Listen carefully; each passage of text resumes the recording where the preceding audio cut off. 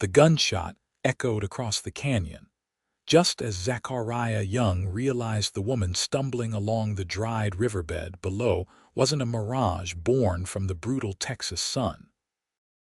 He pulled his mare to a halt atop the ridge overlooking the dusty trail between Presidio and Fort Davis, squinting against the afternoon glare that turned everything the color of bleached bone. The woman swayed on her feet, her once fine dress torn and stained with dirt and what looked like blood.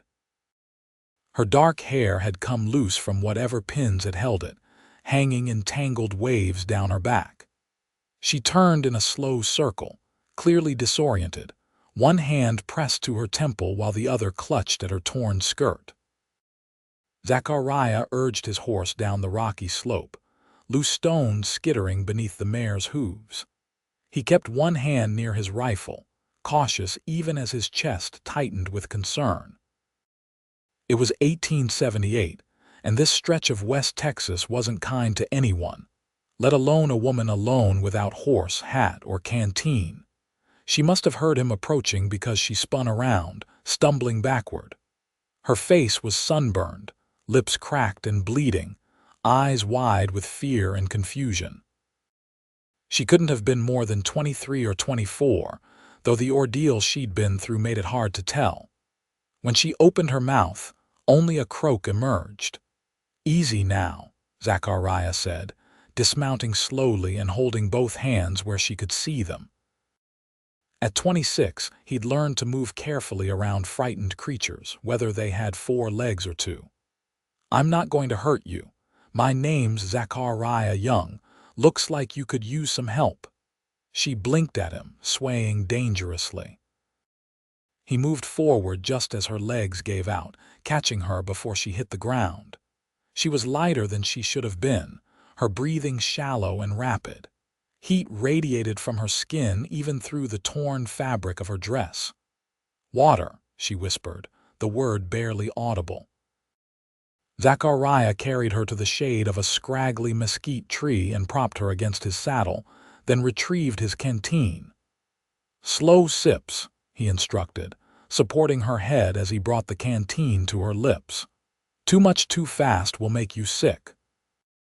She drank greedily at first, then seemed to remember his warning and forced herself to slow down. Some of the desperate panic faded from her eyes as the water touched her parched throat. After a moment, she pushed the canteen away and looked at him properly for the first time. "Thank you," she said, her voice still rough but stronger. "I thought I was going to die out here. You nearly did." Zachariah dampened his bandana and carefully cleaned some of the dirt from a gash on her forehead. She winced but didn't pull away. "What happened? Where's your horse?" "Your companions," her eyes filled with tears which she tried to blink away. "There was a stagecoach accident. 2 days ago, I think, maybe 3, I don't know any more." She took a shuddering breath. "We were traveling from El Paso to Presidio. The driver took a shortcut through the mountains. One of the wheels hit something, a rock or a rut, I couldn't see. The whole coach went over the edge." Zachariah felt his jaw tighten. He knew those mountain roads, knew how treacherous they could be. "Anyone else survive?" She shook her head, fresh tears spilling down her cheeks. "The driver died instantly when we crashed. There was an older couple, the Hendersons.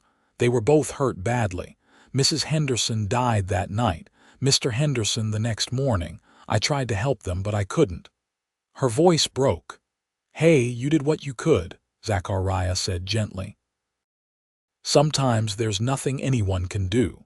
She wiped at her eyes with a grimy hand. "I stayed with them as long as I could, but I ran out of water. I thought if I could just walk back to the main trail, maybe someone would find me, but I got turned around. Everything looks the same out here." "That it does." Zachariah studied her face, noting the intelligence in her eyes despite the trauma and exhaustion. "I didn't catch your name." "Adelaide," she said. "Adelaide Shaw. I was coming to Presidio to meet my cousin. She married a rancher there last year, kept writing to me about how wonderful Texas is, how I should come visit." A bitter laugh escaped her. Some visit. Well, Miss Shaw, you're lucky I was heading back from Fort Davis. Another few hours in this heat without water and nobody would have found you in time. He helped her take another careful drink. Can you ride? My horse can carry us both back to Presidio. It's about 15 miles. Adelaide tried to stand, but her legs buckled again. Zachariah caught her, and she gripped his arms to steady herself. This close, he could see that beneath the dirt and sunburn, she had delicate features and the kind of face that probably turned heads back east. Her eyes were a striking gray-green, like mesquite leaves after a rain. I'm not sure I can, she admitted, frustration evident in her voice. Everything's spinning. Then I'll hold you steady. Zachariah went to his mare and checked the saddle, then returned to Adelaide. I'm going to lift you up now, just try to stay relaxed. He picked her up carefully, mindful of any injuries she might have, and settled her into the saddle. She swayed but managed to grip the saddle horn. Zachariah mounted behind her, one arm around her waist to keep her secure.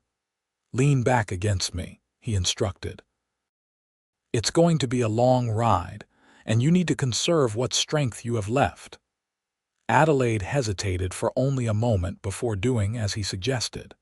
She was stiff at first, uncomfortable with the intimacy of a stranger's embrace, but exhaustion won out. As they started moving, her body gradually relaxed against his chest. The afternoon sun beat down mercilessly as they rode. Zachariah kept the mare at a steady walk, not wanting to jostle Adelaide too much.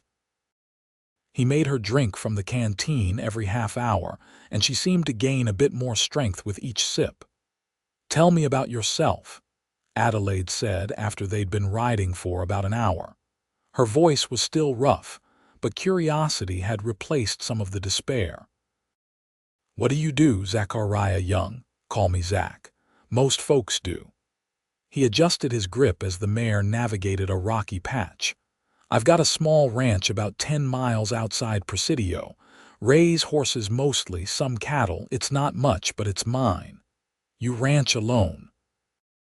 Had a partner once, my older brother. He died 3 years back. Fever took him. The old pain was still there, but duller now, like a scar that ached in cold weather. Since then, it's just been me and my hired hand, an old Mexican fellow named Tomás. Good man, knows horses better than anyone I've ever met. I'm sorry about your brother. Thank you. Zach was quiet for a moment, then asked, what about you? What do you do back east? I was a teacher in Philadelphia, taught reading and arithmetic to children ages 6 to 12. Adelaide's voice grew wistful. I loved it, but after my father died last year and my mother remarried, I felt like I didn't belong there anymore. My stepfather is a decent man, but it wasn't the same. When my cousin Beatrice wrote and said there was a school in Presidio that needed a teacher, it seemed like a sign. So you're planning to stay in Texas? I was. I am. She sounded like she was trying to convince herself. If the position is still available. If I can convince them to hire me after I show up looking like something a coyote dragged in. Zach found himself smiling despite the grim circumstances. I expect they'll understand once you explain what happened. Teachers are hard to come by out here. Most folks with that kind of education head for bigger cities. Then why do you think Beatrice's letters made it sound so wonderful? Adelaide asked. She wrote about wide, open spaces and freedom and starting fresh. Because it is wonderful if you can handle the hardness of it. Zach looked out across the landscape, the endless stretch of desert and sky. This land doesn't forgive mistakes, but it doesn't care about your past either. You can be whoever you want to be out here, as long as you're strong enough and stubborn enough to survive. I survived 3 days in the desert after watching 3 people die, Adelaide said quietly. I think I might be stubborn enough. They rode in comfortable silence for a while. The sun began its descent toward the horizon, painting the sky in shades of orange and red. Adelaide's head grew heavy against Zach's shoulder, and he realized she'd fallen asleep. He tightened his arm around her waist to make sure she didn't fall and kept the mare moving steadily forward. He found himself studying the woman in his arms. Even exhausted and injured, there was something remarkable about her. She'd survived an ordeal that would have broken many people, and instead of dissolving into hysterics or self-pity, she was already thinking about her future, about the teaching position she'd come to Texas to claim. The last rays of sunlight were fading when Presidio came into view. The town sat along the Rio Grande, a collection of adobe buildings and wooden structures that had grown up around the old fort. Lights were beginning to appear in windows as families settled in for the evening. Adelaide stirred as they entered the main street. She lifted her head, blinking in confusion for a moment before remembering where she was. "We're here," Zach said. "Do you know where your cousin lives?" "The Morrison Ranch, I think. Her married name is Morrison, but I don't know where that is." "I know it. Jack Morrison's place, about 3 miles east of town, but we should get you to the doctor first. Let him look at that head wound." Adelaide touched the gash on her forehead gingerly. "It's not that bad. It could get infected. We're stopping at the doctor's." There was something in his tone that brooked no argument. Adelaide started to protest, then seemed to think better of it and nodded. "All right, thank you." Dr. Franklin was just finishing his dinner when Zach knocked on his door. He took one look at Adelaide and ushered them inside, his weathered face creased with concern. "What happened to this poor girl?" he asked, helping Adelaide into a chair in his examination room. "Stagecoach accident in the mountains," Zach explained. 3 days ago, best we can figure. She's been wandering in the desert since then." The doctor's eyebrows rose. 3 days. Young lady, you're either very lucky or very tough, probably both." He began examining her carefully, cleaning the wound on her head and checking for other injuries. "You've got a mild concussion, significant dehydration, and these cuts need proper cleaning, but nothing that won't heal with rest and care. You're fortunate Mr. Young found you when he did." "I know," Adelaide said softly, glancing at Zach. Dr. Franklin applied salve to her wounds and bandaged the worst of them. "You need to rest for at least 3 days. Plenty of water, light foods until your stomach settles. And someone should check on you regularly in case that concussion is worse than it appears." "She's supposed to be staying with her cousin, Jack Morrison's wife," Zach said. "Beatrice Morrison." "Yes, I know her. Good woman. I'll send word to the ranch tonight that Miss Shaw is here and safe. They can collect her in the morning, give her a chance to rest here overnight." "I can pay," Adelaide said quickly, then faltered. "That is, my trunk was on the stagecoach. I had money, but it's gone now. Once I can wire my bank in Philadelphia." "Don't worry about payment right now," Dr. Franklin said kindly. "We'll sort that out later." Zach saw the embarrassment on Adelaide's face and understood the humiliation of being dependent on others' charity. "I'll cover her bill," he said. "She can pay me back once she gets things settled." Adelaide looked like she wanted to argue but was too exhausted. "Thank you." "I'll repay you, I promise." "I know you will." Zach turned to the doctor. "You have a place she can sleep tonight. My wife keeps a room ready for patients who need monitoring. She'll be comfortable enough." The doctor's wife, a plump woman with kind eyes, appeared and led Adelaide away to get cleaned up and settled. Before she left, Adelaide turned back to Zach. "I don't know how to thank you," she said. "You saved my life." "Just doing what anyone would do," Zach replied, though they both knew that wasn't true. Plenty of men would have ridden right past a woman in trouble, not wanting to get involved. "You rest now. Your cousin will be here tomorrow and everything will start looking up." Adelaide smiled, the first real smile he'd seen from her. It transformed her face, making her eyes light up despite the exhaustion and pain. Good night, Zach. I hope I see you again. In a town this small, you can count on it. He tipped his hat to her and left, trying to ignore the strange feeling in his chest as he walked back to where he'd tied his mare. Zach spent the night at the small hotel in town rather than ride back to his ranch in the dark. As he lay in bed, he kept thinking about Adelaide Shaw. There was something about her that had gotten under his skin, a combination of vulnerability and strength that fascinated him.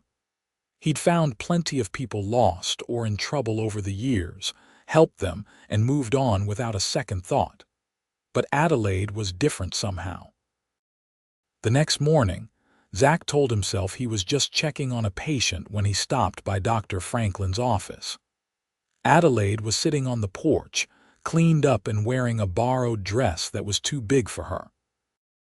Her hair had been washed and braided, and with the dirt gone, he could see she was even prettier than he'd thought. The sunburn would fade, and the cuts would heal, leaving behind someone who could have stepped out of a painting.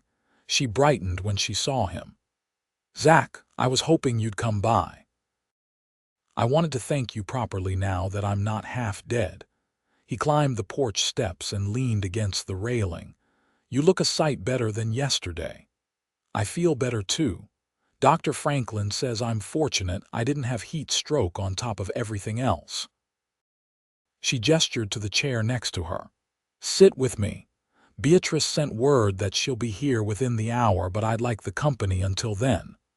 Zach sat, stretching his legs out. "You sleep all right, better than I have in days.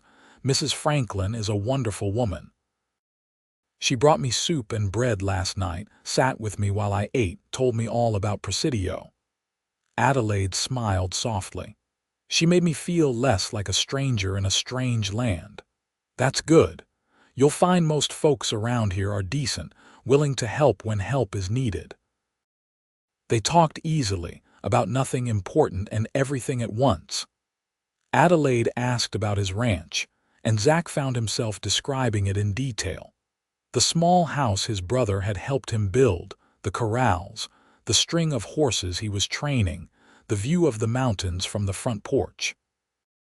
She told him more about Philadelphia, about the school where she'd taught, the books she loved, her fear and excitement about starting over in a place so different from everything she'd known. When a wagon appeared in the distance, Adelaide's expression turned apprehensive. "That must be Beatrice." The wagon pulled up in front of the doctor's office, and a young woman with red hair and a warm smile jumped down before her husband could help her. She rushed to Adelaide and pulled her into a careful hug. "Adelaide, oh, thank God you're alive.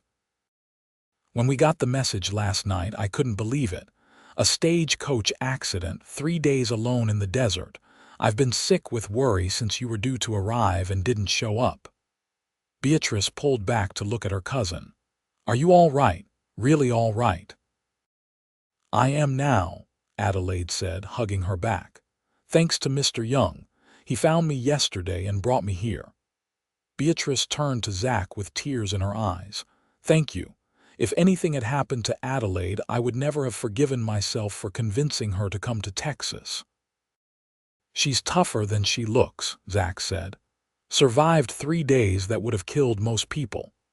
Jack Morrison had joined his wife, a tall man with sun-weathered skin and an honest face. He shook Zach's hand firmly. "We're in your debt, Young. Anything you need, you just ask. No debt." "I'm just glad I was on that trail when I was." Beatrice linked her arm through Adelaide's. "Come on, let's get you home. I've got a room all ready for you, and you're going to rest for as long as it takes to recover properly." Adelaide allowed herself to be led toward the wagon but looked back at Zach. "Will I see you again? Like I said, it's a small town." He tipped his hat to her. "You take care of yourself, Miss Shaw." As the wagon pulled away, Zach stood watching until it disappeared from view. He told himself it was time to head back to his own ranch, to get back to work and forget about the woman with gray-green eyes who'd stumbled into his life. But he had a feeling forgetting Adelaide Shaw wasn't going to be that easy. Over the next 2 weeks, Zach found excuses to come into town more often than usual. He needed supplies. He had to talk to the blacksmith about new shoes for his mare. He wanted to check the prices at the mercantile. Each time he'd find himself scanning the streets, hoping for a glimpse of Adelaide. He saw her twice from a distance. Once she was walking with Beatrice, the two women deep in conversation, Adelaide's face animated as she spoke. Another time she was outside the schoolhouse, talking to a severe-looking woman who must have been the school committee chairwoman. But Zach didn't approach, telling himself she was busy settling in and didn't need him bothering her. It was Tamaz who finally called him out on it. The old man had worked for Zach for 5 years and knew him better than anyone. You going to moon over this girl like a lovesick calf, or are you going to do something about it? Tamaz asked one evening as they worked on repairing a fence. I don't know what you're talking about, Zach said, not meeting his eyes. Tamaz snorted. You have been to town 5 times in 2 weeks. Before, you went maybe once a month, and you come back each time looking like someone stole your favorite horse. It is the woman, yes, the one you saved. Zach hammered a nail with more force than necessary.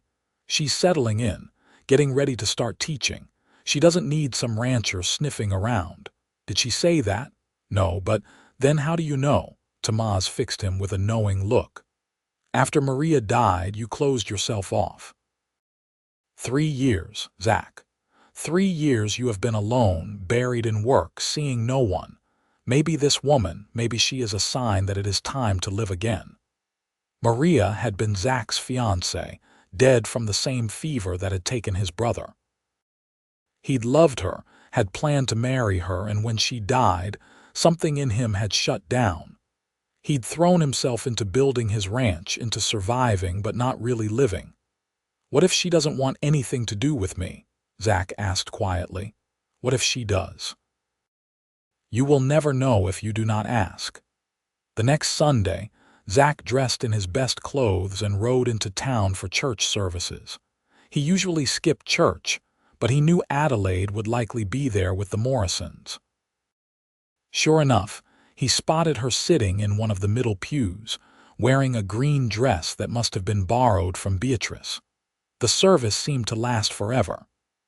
Zach barely heard a word the preacher said, too aware of Adelaide sitting several rows ahead.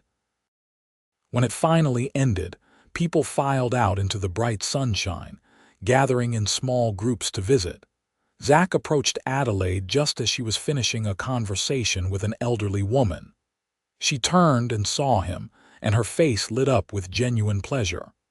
Zach, I was beginning to think you were avoiding me. Just giving you time to settle in. How are you feeling? Much better. The headaches are gone, and I got the teaching position. I start tomorrow. She gestured to the schoolhouse visible across the street.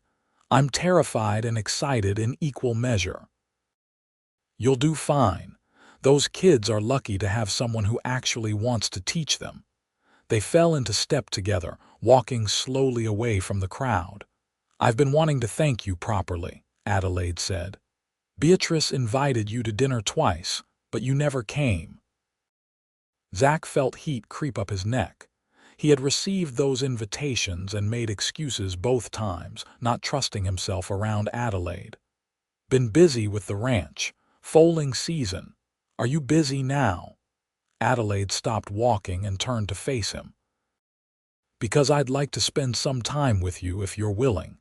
I owe you my life, and I'd like to get to know the man who saved it. Zach's heart hammered in his chest. I'd like that too. They spent the rest of the afternoon walking around Presidio, while Adelaide told him about the preparations for school, and Zach shared stories about growing up in Texas. The conversation flowed easily, punctuated by laughter and comfortable silences. By the time Zach had to leave, he felt lighter than he had in years. Can I see you again? He asked as he prepared to mount his horse. I'd like that, Adelaide said softly. Next Sunday. Next Sunday. As Zach rode home, he couldn't stop smiling. Tamaz took one look at him and shook his head with a grin. I knew it. You have the look of a man who has been struck by lightning. Is it that obvious? Only to anyone with eyes. Tamaz clapped him on the shoulder. Good, it is about time. The next few weeks fell into a pattern. Adelaide taught school during the week, throwing herself into her work with the passionate dedication of someone who'd found their calling. Zach worked the ranch, training horses and managing the small herd of cattle.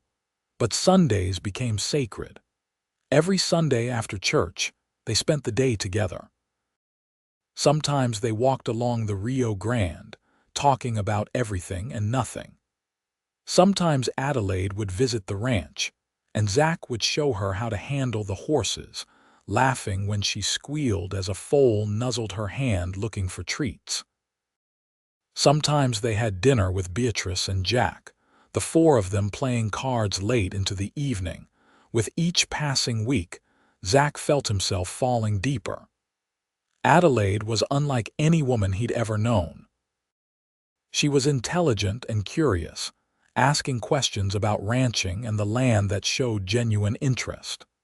She was kind but not soft, standing up to the school committee when they tried to dictate her curriculum. She had a sharp sense of humor that caught him off guard and made him laugh until his sides hurt, but he was also aware of the differences between them. She was educated, from a good family in Philadelphia. He was a rancher who'd learned to read from his mother and had never been further east than San Antonio. She spoke properly, while his speech carried the rough edges of the frontier. What could he possibly offer someone like her? Adelaide seemed oblivious to his doubts. She sought out his company, her face lighting up whenever she saw him. She asked his opinion on things and actually listened to his answers. She fit into his world so naturally that sometimes he forgot she'd only been in Texas for 2 months. It was late October when things shifted. Zach had invited Adelaide to the ranch for Sunday dinner, and she'd accepted eagerly. She arrived in the wagon she'd borrowed from the Morrisons, handling the horses with the confidence she'd gained from Zach's patient teaching. I brought dessert, she announced, holding up a covered basket. Apple pie. Beatrice taught me her recipe. I thought I smelled something good, Tamaz said, emerging from the barn. He'd become fond of Adelaide, treating her with the same protective affection he showed Zach. Welcome, Miss Adelaide. Tamaz, I've told you to call me Adelaide. She smiled at him warmly. No miss needed. They ate on the porch, watching the sun sink toward the mountains. Tamaz regaled Adelaide with embarrassing stories from Zach's youth, while Zach protested and Adelaide laughed. After they'd finished the meal and the excellent pie, Tamaz excused himself with a knowing look. I have work in the barn. You two enjoy the evening. Left alone, Zach and Adelaide sat in comfortable silence. The sky was painted in purples and oranges, and the air had that crisp quality that came with autumn in the desert. I love it here, Adelaide said softly. I never expected to, but I do. The space, the quiet, the way you can see for miles and miles. It's so different from Philadelphia, but it feels right somehow. You don't miss the city. Sometimes I miss certain things. Libraries, theaters, concerts. But I don't miss the feeling of being boxed in, of everyone knowing your business and judging you for it. She turned to look at him. Here, I can be whoever I want to be, just like you said that first day. Zach met her eyes and felt something shift between them. Who do you want to be, Adelaide? I'm still figuring that out. She moved closer until their shoulders were nearly touching. But I know I want to be someone who stays in Texas. Someone who builds a life here. With the Morrisons. They've been wonderful, but I need my own place eventually. I've been saving my salary, and Beatrice says there's a small house in town that might be available soon. She paused, then added quietly, unless there's another reason to stay at the ranch. Zach's breath caught. Adelaide. I care about you, Zach. I have since the day you found me. You were so gentle and kind, and you treated me like I mattered, like I was worth saving. And the more I've gotten to know you, the more I've realized that day wasn't a fluke. You're one of the best men I've ever met. I'm just a rancher. You're educated, refined. You could do a lot better than me." Adelaide laughed, but there was frustration in it. "Do you really think I care about that? After everything that happened, after being lost and certain I was going to die, do you think social standing matters to me? You're kind, honest, hardworking, and you make me laugh. You make me feel safe and valued and alive. That's what matters." Zach turned to fully face her. "I care about you too. More than I should, probably. I tried to keep my distance, but I can't stop thinking about you. When you're not here, I'm counting the days until I see you again. When you are here, I'm already dreading when you'll leave." "Then don't let me leave," Adelaide whispered. "Or at least ask me to come back." Zach cupped her face in his calloused hands, marveling at how soft her skin was. "Adelaide Shaw, would you come back? Would you keep coming back as many times as I ask?" "Yes." She leaned into his touch. "As many times as you want." He kissed her then, gentle and careful, like she was something precious that might break. She made a soft sound and kissed him back, her hands coming up to grip his shirt. The kiss deepened, 3 months of restrained feelings finally breaking free. When they finally pulled apart, both breathing hard, Zach rested his forehead against hers. "I'm not good with fancy words, but I need you to know something. When Maria died, I thought that was it for me. Thought I'd used up my chance at happiness. Then you stumbled into my life, half dead and stubborn as a mule, and suddenly I wanted things again. A future, a family, someone to share this place with." "I want those things too," Adelaide said, tears glistening in her eyes. "I came to Texas looking for a fresh start, a new purpose. I found that in teaching, but I found something more in you. You helped me survive that desert, but you've given me so much more since then. You've given me hope." They talked late into the night, sharing dreams and fears, making plans and promises.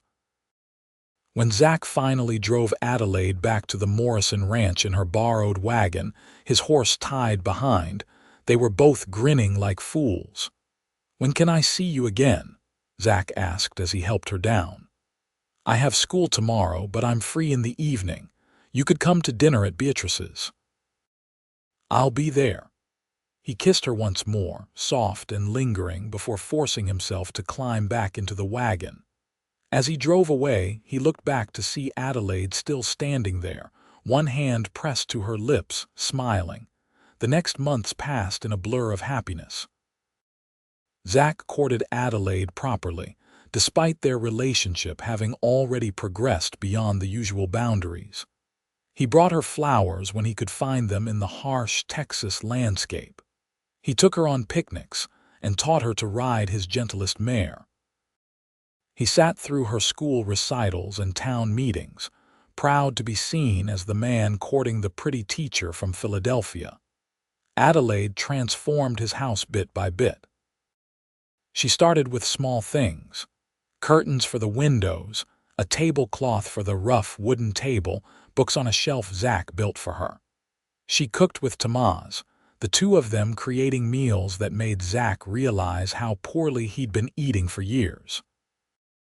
She brought laughter and light to a place that had been dark for too long. By Christmas, everyone in Presidio knew they were courting seriously.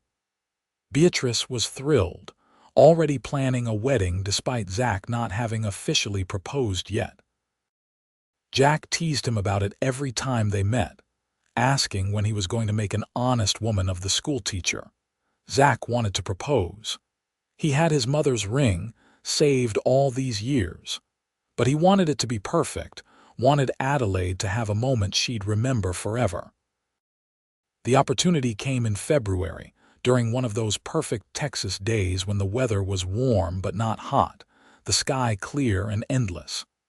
Zach had been working with a new horse, a beautiful chestnut mare with a wild streak.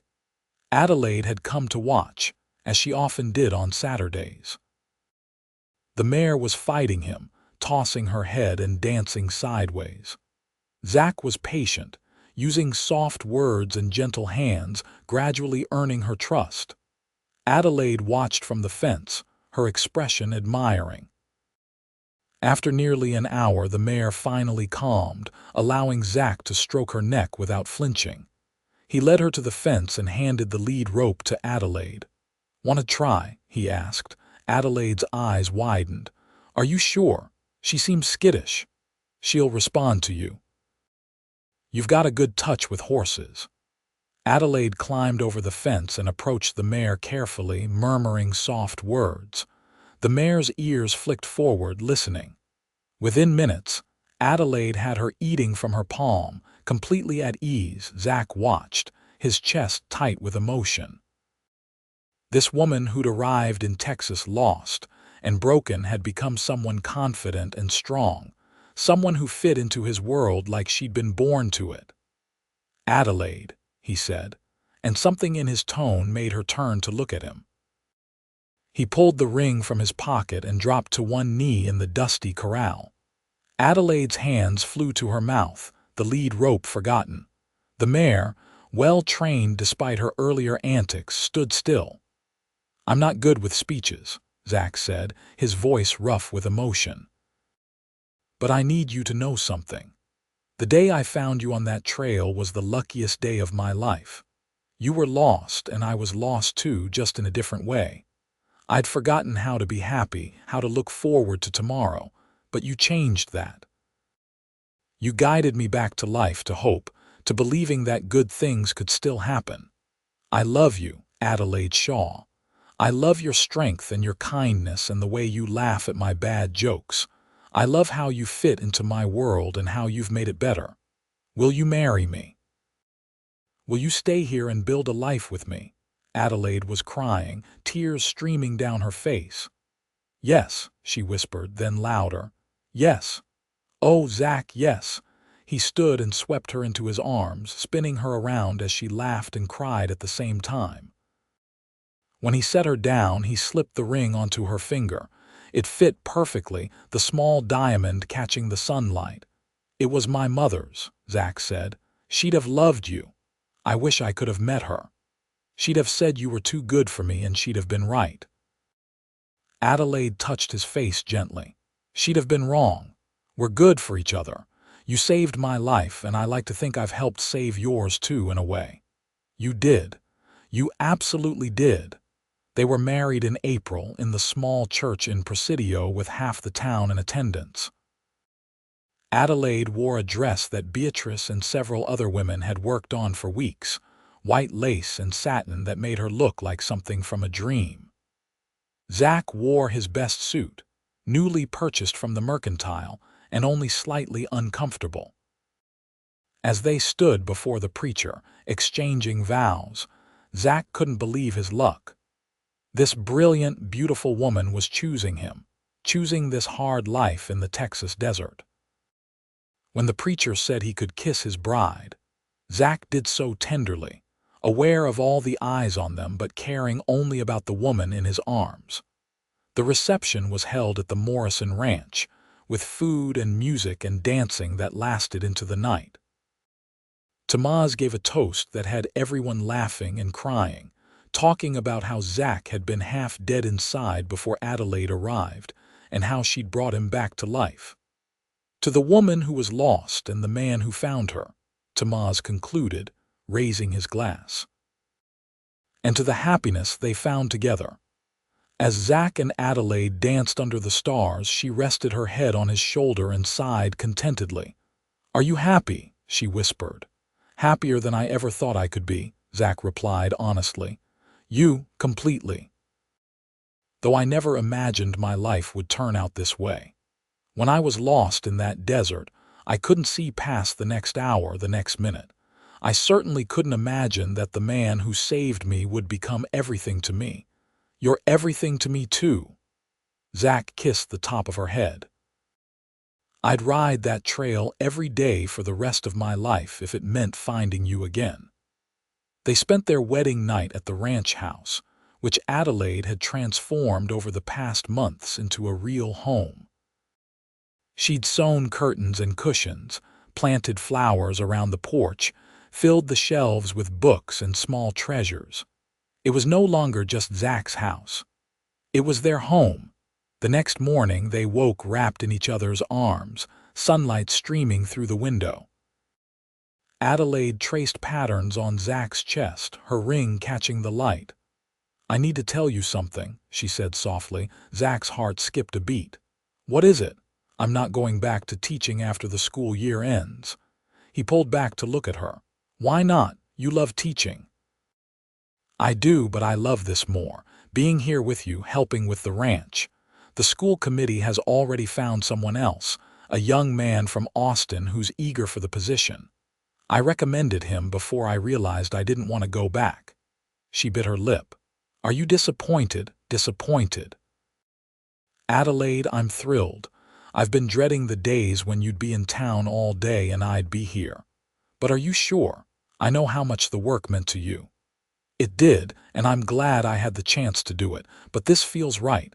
Building something here with you, that's what I want now." She smiled. "Besides, I'm hoping we'll need my time for other things soon." Understanding dawned, and Zach felt his heart swell. "Other things like children, eventually, if we're blessed with them." Adelaide's cheeks flushed pink. "Is that something you want more than anything?" Zach kissed her deeply. "A house full of little ones with your brains and your beauty. And your kindness and your strength," Adelaide added.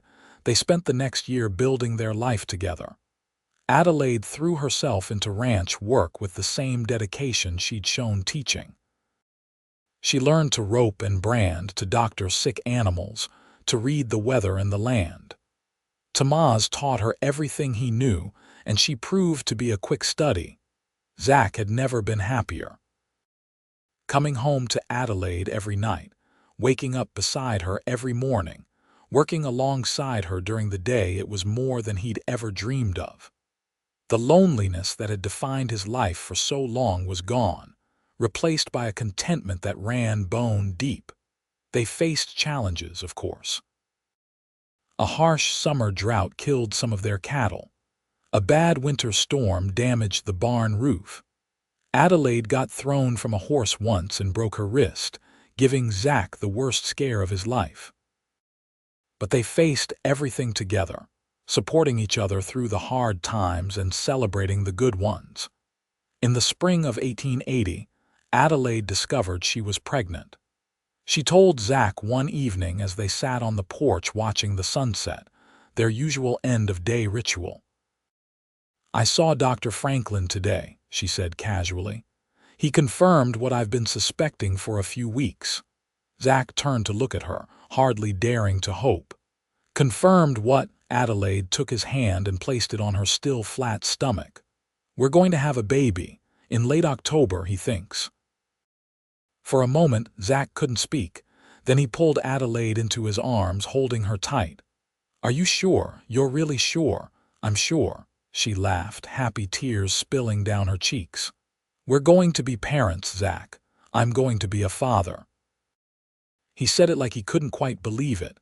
Then, louder with more conviction, "I'm going to be a father." Tamaz appeared from the barn, alarmed. "What is wrong? Who is hurt?" "Nothing's wrong," Zach said, grinning so wide his face hurt. "Everything's perfect. Adelaide's having a baby." Tamaz let out a whoop and rushed over to embrace them both. "This is wonderful news. The ranch will have a new generation." The pregnancy wasn't easy. Adelaide suffered from terrible sickness in the early months, unable to keep food down. Zach hovered anxiously, feeling helpless. But Adelaide bore it with her characteristic strength, even managing to joke about it.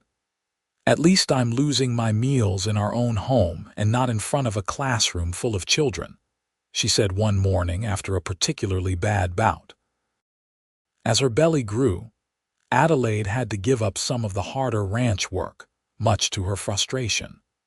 But she found other ways to contribute, managing their accounts and correspondence, tending the vegetable garden she'd planted, making preparations for the baby. Beatrice was ecstatic about becoming an aunt and visited often, bringing baby clothes she'd sewn and advice Adelaide sometimes wanted and sometimes didn't. The women of Presidio rallied around Adelaide, sharing their own experiences and offering support. On a chilly night in late October, Adelaide went into labor. It was long and difficult, and there were moments when Zach, pacing outside the bedroom where Dr. Franklin and Beatrice attended Adelaide, thought he might lose his mind with worry. Her cries of pain cut through him like knives, making him wish desperately that he could take her suffering on himself. Finally, after 14 hours, a baby's cry pierced the night. Dr. Franklin emerged, exhausted but smiling. "You have a son," he announced, "and your wife is tired but healthy. You can go in now." Zach rushed into the room. Adelaide lay in bed, sweaty and pale but with the most beautiful smile he'd ever seen. In her arms was a tiny bundle wrapped in a blanket. "Come meet your son," she said softly. Zach approached almost reverently. Adelaide pulled back the blanket to reveal a tiny red face, eyes squeezed shut, mouth working silently. The baby had a surprising amount of dark hair and tiny perfect fingers that gripped Adelaide's thumb. "He's perfect," Zach whispered, touching one small hand with his finger. The baby's grip was surprisingly strong. "You're amazing. I can't believe you did this." "We did this," Adelaide corrected. "What should we name him?" They discussed names but never settled on one.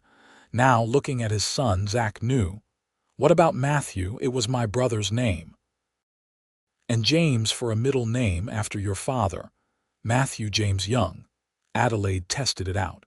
"I love it. Hello, Matthew. Welcome to your home." Zach sat on the edge of the bed, his arm around Adelaide, both of them staring at their son in wonder. This tiny person was a miracle, a symbol of everything they'd built together. "Thank you," Zach said quietly. "For what?" "For surviving. For being stubborn enough to walk out of that desert, for giving me a second chance at happiness. For this," he gestured to the baby. "For everything." Adelaide leaned her head on his shoulder. "Thank you for finding me, for bringing me home, for loving me." "Always," Zach promised. "I'll always love you." The first year of Matthew's life was exhausting and wonderful.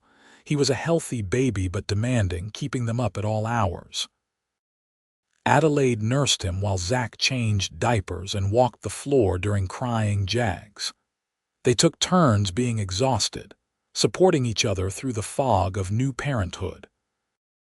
Tamaz was absolutely smitten with the baby, carving toys and telling stories in Spanish that Matthew couldn't understand, but seemed to enjoy anyway. Beatrice and Jack visited often, and Jack joked about when they'd have their own children to keep Matthew company. As Matthew grew from an infant to a toddler, Zach watched with amazement. The boy had Adelaide's intelligence and curiosity, constantly getting into everything and asking questions even before he could properly talk. He also had Zach's love for horses, toddling to the corral as soon as he could walk and reaching for the animals with chubby hands. "He's going to be a rancher," Zach predicted, when Matthew was 2 and already insisting on helping with chores. "He's going to be whatever he wants to be," Adelaide countered, but she was smiling. "Though I admit, he does seem to love the ranch as much as we do." Life settled into a comfortable rhythm. The ranch prospered as Zach's reputation for training quality horses spread. Adelaide managed the business side of things, her education proving invaluable when dealing with contracts and accounts. Together, they built something sustainable and successful. When Matthew was 3, Adelaide became pregnant again. This time, the pregnancy was easier, and in the summer of 1884 they welcomed a daughter. They named her Sarah Grace, and she was as different from Matthew as night from day. Where he'd been fussy and demanding, she was calm and content. She slept through the night almost immediately and rarely cried. "I think she's making up for her brother," Adelaide joked as she nursed the peaceful infant. Matthew was fascinated by his baby sister, wanting to help with everything. Zach had to keep a careful eye on him to make sure his help didn't become dangerous, but the boy was surprisingly gentle with the baby. The years passed swiftly. Matthew grew into a capable boy who could ride almost as well as his father by the time he was 7. Sarah was quieter but equally determined, insisting on learning everything her brother learned despite being 4 years younger. In 1889, when Matthew was 9 and Sarah was 5, Adelaide announced she was pregnant again. This pregnancy was harder than the previous 2, and at 34 she felt every year of her age. But in early 1890 they welcomed twin boys, Daniel and David. The twins were a handful, identical in appearance but different in personality. Daniel was bold and adventurous, while David was thoughtful and careful. Together, they were a force of nature, getting into mischief that Matthew and Sarah never had. The ranch house, which had seemed so spacious when it was just Zach and Adelaide, now rang with the sounds of 4 children. It was chaotic and noisy and occasionally overwhelming, but Zach loved every moment of it. This was what he'd hoped for when he'd proposed to Adelaide all those years ago. A house full of life and love and laughter. Tomas, now in his 70s, was still around, though he'd handed over most of the heavy work to younger men they'd hired as the ranch grew. He was the beloved abuelo to all the children, telling them stories and teaching them Spanish and sneaking them treats when Adelaide wasn't looking. On a warm evening in June 1892, Zach and Adelaide sat on the porch while the children played in the yard. Matthew, now 12, was teaching Sarah to rope a fence post. The twins, 2 years old, were helping by getting in the way and giggling. "Can you believe it's been 14 years since we married?" Adelaide asked, leaning against Zach's shoulder. 14 years since you made me the happiest man alive," Zach agreed.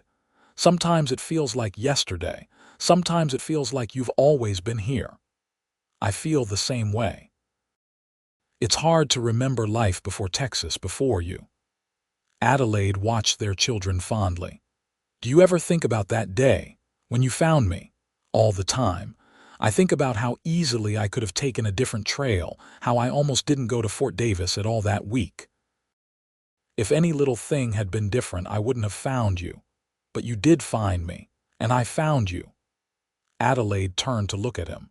"You saved my life that day, but you've given me so much more since then. This life, these children, this happiness. I never imagined I could be this content." "You guided me here too," Zach said, echoing the thoughts he'd had so many times over the years.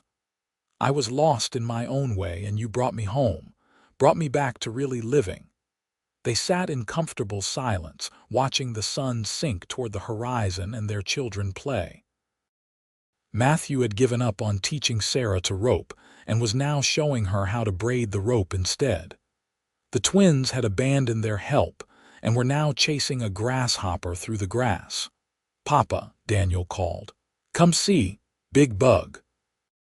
Zach stood with a groan, his 39 years making themselves known. "I'm coming. Let's see this big bug." Adelaide laughed and followed him into the yard. Together they examined the grasshopper, which wasn't particularly big but seemed enormous to 2-year-old eyes.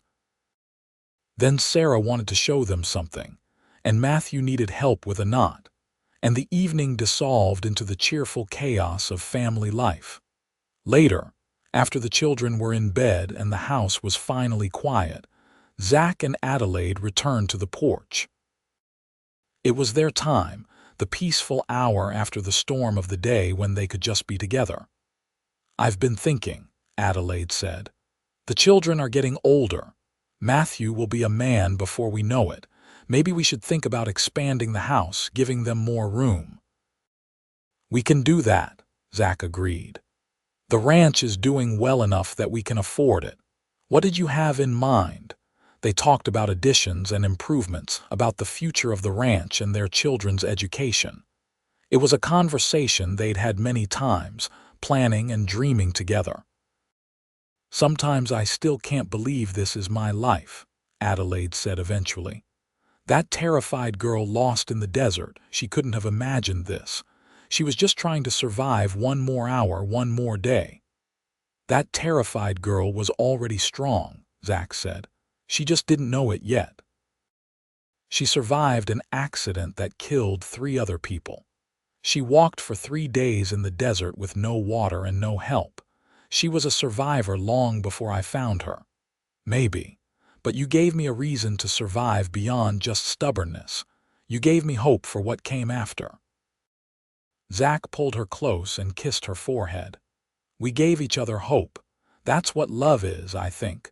Finding someone who makes the future worth fighting for. The years continued to pass, each one bringing new challenges and new joys. The children grew, the ranch prospered, and Zach and Adelaide's love only deepened. They weathered droughts and storms, illness and injury, the inevitable hardships of life on the frontier. But they faced it all together, a team in every sense of the word. Matthew grew into a fine young man, tall and strong like his father but with his mother's quick mind. At 16, he was already invaluable on the ranch, and Zach knew that one day this would all be his. Sarah, at 12, was developing into a remarkable young woman. She had Adelaide's love of learning and was already talking about maybe becoming a teacher herself one day. But she was equally at home on a horse or helping doctor a sick calf. The twins, at 6, were still a handful but had started to settle down slightly. They were inseparable, finishing each other's sentences and seeming to communicate without words. In 1896, when Adelaide was 41, and they'd been married for 18 years, they decided their family was complete. 4 healthy children, a successful ranch, a love that had only grown stronger with time. They had more than most people could ever hope for. That spring, they made the trip to El Paso to have a family photograph taken. It was a special occasion, all of them dressed in their finest clothes, standing together for the camera. When the photograph was developed, Zach stared at it in wonder. There they all were, frozen in time. Him and Adelaide flanked by their 4 children, everyone looking healthy and happy. "Look at what we built," Adelaide said softly, looking over his shoulder. "Look at what we created together." "All because I took the Fort Davis Trail that day," Zach said. "All because you were stubborn enough to keep walking.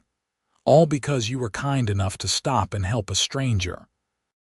They hung the photograph in the parlor, where everyone who visited could see it.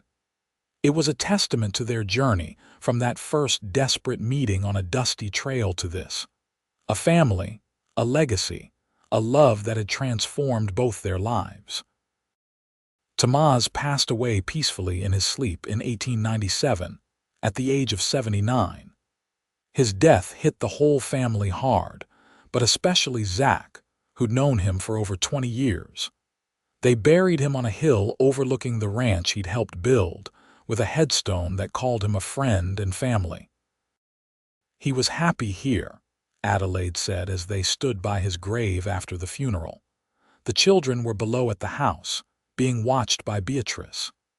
He told me once that working for you, watching our family grow, it gave his life meaning after his own family was gone." "He gave me so much," Zach said, his voice thick.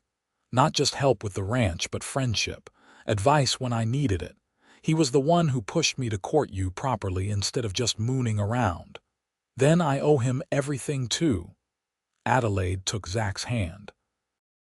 "Because you courting me properly led to all of this."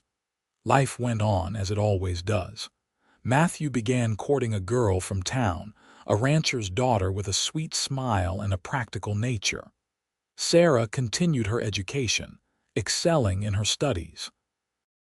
The twins started helping seriously with ranch work, though they were still prone to goofing off when they thought no one was watching. In 1900, as the new century dawned, Zach and Adelaide found themselves alone on New Year's Eve. Matthew was at a dance with his girl. Sarah was at a sleepover with friends. The twins were spending the night at the Morrisons, being spoiled by Beatrice and Jack. "It's been a long time since it was just the two of us," Adelaide said, curled up next to Zach on the sofa they'd bought 10 years earlier. "22 years since we married, nearly 23 since I found you." Zach shook his head in amazement. Where did the time go? Into raising children and building a life. Adelaide smiled up at him. Into being happy. I wouldn't change a single moment of it, not even the hard parts. Not even those. The hard parts made us stronger. They made us appreciate the good times more. She touched his face, her hand soft against his weathered skin. "I love you more now than I did when we married, more than I did when I first realized I was falling for you. Love isn't just a feeling, it's a choice we make every day, and I choose you. Always." Zach kissed her, deep and slow, pouring 22 years of love and gratitude into it. When they pulled apart, he rested his forehead against hers. "You saved me," he said quietly. "I was so lost after Maria and my brother died. I'd stopped living, just going through the motions. Then you came into my life, and suddenly I had a reason to care again, a reason to hope." "We saved each other," Adelaide corrected, as she always did when he said things like this. "You guided me out of the desert, and I guided you out of your grief. That's what partners do." As midnight approached, they went out to the porch to watch for the new century. The sky was clear and full of stars, the air cold but not uncomfortably so. "What do you think the next century will bring?" Adelaide asked. "For the world, who knows? They say there will be all sorts of new inventions, new ways of doing things." Zach pulled her close. "But for us, more of this, watching our children grow and maybe have children of their own. Working the ranch, growing old together. That sounds perfect." As the clock struck midnight somewhere in the distance, they kissed to welcome the new century. After everything they'd been through, all the challenges they'd faced and overcome, they were still here, still together, still in love. The new century brought changes, as new centuries do. Matthew married his sweetheart in 1902 and brought her to live on the ranch. She was a lovely girl named Emma, and she fit into the family as naturally as Adelaide had all those years ago. In 1903, she gave birth to Zach and Adelaide's first grandchild, a boy they named Zachariah after his grandfather. Holding his grandson for the first time, Zach was overwhelmed with emotion. This tiny person represented the future, the continuation of everything he and Adelaide had built. "He's beautiful," Adelaide said, looking over his shoulder at the baby. "We're grandparents now. When did we get old enough for that?" "I don't feel old," Zach said, though at 51 he certainly felt older than he had at 26. "I feel blessed." Sarah announced her intention to attend normal school in San Antonio to become a teacher, following in her mother's footsteps. It was hard to let her go, but they were proud of her determination to pursue her dreams. She promised to come home often and to write every week. The twins, now 13, were growing into young men. They still looked identical, but their personalities had become even more distinct. Daniel wanted to be a rancher like his father, while David talked about maybe becoming a veterinarian, fascinated by animal medicine. In 1905, Beatrice passed away after a brief illness. Her death devastated Adelaide, who'd lost her closest friend and connection to her life before Texas. Zach held her as she cried, offering comfort but knowing that this grief would take time to heal. "She brought me here," Adelaide said through her tears. "If she hadn't written those letters, hadn't convinced me that Texas was wonderful, I'd never have come. I'd never have met you." Then we owe her everything, Zach said softly. We'll make sure her memory lives on. We'll tell our grandchildren about the woman who brought their grandmother to Texas. Jack Morrison, lost without his wife, sold his ranch and moved to San Antonio to be near his daughter. Before he left, he came to say goodbye to Zach and Adelaide. "Thank you," he said simply, "for being such good friends to Beatrice, for making her family happy. It meant the world to her." "She meant the world to us," Adelaide replied, hugging him tight. "Take care of yourself, Jack." Life continued its relentless march forward. More grandchildren arrived as Matthew and Emma had 3 more children. Sarah completed her education and got a teaching position in Presidio, allowing her to stay close to home.